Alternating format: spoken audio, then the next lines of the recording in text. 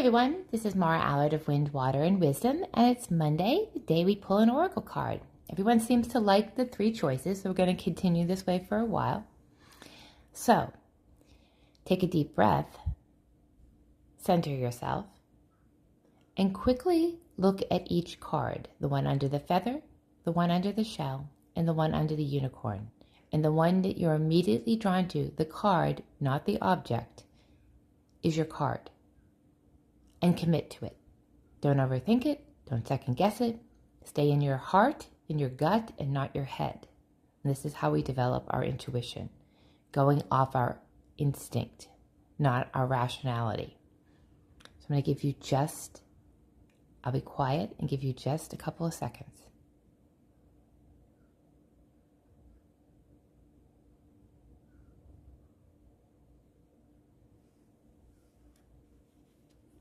Okay, let's go.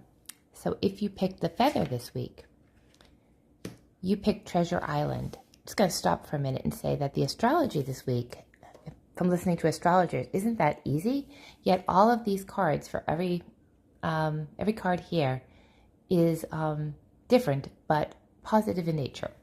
So Treasure Island is about abundance, the law of attraction, bringing dreams into fruition, the results of positive thinking made manifest, abundance appearing as financial gifts from nowhere or sharing of good fortune.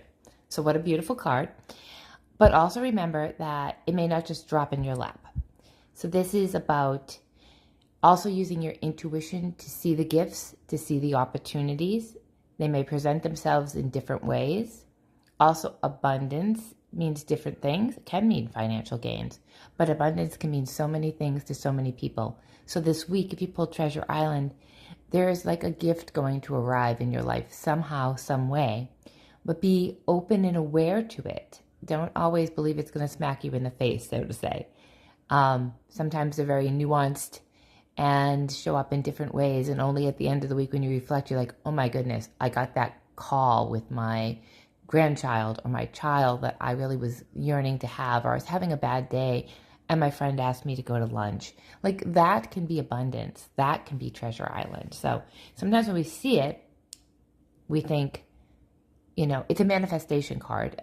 So an energy follows what you're looking and what you're seeking is what comes to you. What you're focusing on can become reality. So if you've been focusing on things and waiting and hoping for them to start to germinate, this could be the week you see that. Second card is To the Sea. To the Sea is all about being in flow, returning to source and recognizing how pieces fit together, a natural pattern of events. So this is going to be a card that life will seem to go smoothly to the sea, like riding the gentle waves. Things just feel good, feel right, don't feel disconnected or disjointed. Fluid is a good word for this card. Trust, to guide, trust. That's a word for this. Trust to be guided this week into where you need to go. So when you're in the flow, you're not, again, back in your head. You're actually, flowing through life, believing it's going to happen and unfold the way you need it to, not always want it to, and staying in that. So as I always say, when life is out of flow, it feels like you keep hitting speed bumps head on, and when it's in flow, you still hit the bumps, but you go over them so much more, with ease, with, gently guiding over them, and it doesn't feel as smack in your face. So it's a week to be in flow, not to feel like you're constantly hitting a brick wall. The last card is The Observer. And The Observer is all about what it sounds like. Observing, perspective, objective, neutral is the word here, observation from a distance. This is a card where we're all living in our own reality and our own belief systems. And yet your neighbor, your friend, your coworker, your family are also operating in their own reality and their own belief systems, which are probably not the same as yours. They may be similar, they could be completely opposite, but they are not the same because we are each unique and we each have our own operating system. This week, you're being asked to observe, to, maybe distance yourself from having your own belief system as the gospel, and to gain perspective and to understand that other people have different ones. Don't always think of yourself. Consider what other people are going through, their conditions, their understanding, their environment. It's a week of being open-minded, observing, not jumping to conclusions, not jumping to put your opinion into things, but just standing back and looking. And a lot can come from just observing. And not just people, observe everything around you. It's a week for you to really take things in. And just by taking things in, you can come to a different perspective.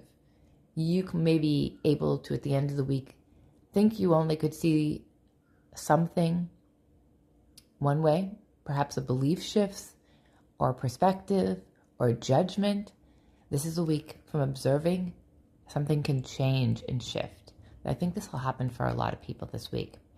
Okay, so you're either going to have something of abundance come into your life, pay attention to your intuition, pay attention to the clues, follow them, or your week is really going to flow. You're not going to be hitting every obstacle this week. You're actually going to, if you hit the obstacles, you're going to go through them, or go over them and not through them.